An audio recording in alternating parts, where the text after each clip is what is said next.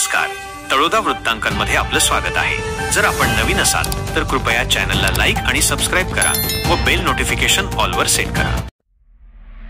तळोदा वृत्तांकनच्या बातमीचा मोठा परिणाम। अर्धवट रस्त्याच्या कामाला ठेकेदाराने केली सुरुवात।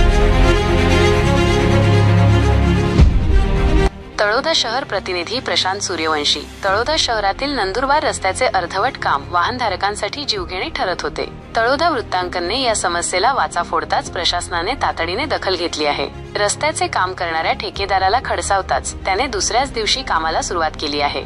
तळोद्यातील श्री छत्रपती शिवाजी महाराज प्रवेशद्वारापासून उंडवा नाल्यापर्यंतच्या रस्त्याच्या रुंदीकरणाचे काम मागील 2 महिन्यांपासून संथ गतीने सुरू आहे। ठेकेदाराने एका बाजूची साईड पट्टी पूर्ण करून दुसऱ्या बाजूचे काम अर्धवट सोडले होते। यामुळे रस्त्यावर मोठ्या प्रमाणात खड्डे पडले होते, ज्यामुळे वाहनधारकांना मोठा त्रास सहन करावा लागत होता। नंदुरबार रस्त्याचे काम अर्धवट, वाहनधारकांचा जीव धोक्यात या मथळ्याखाली तळोदा वृत्तांकनने बातमी प्रसिद्ध केली।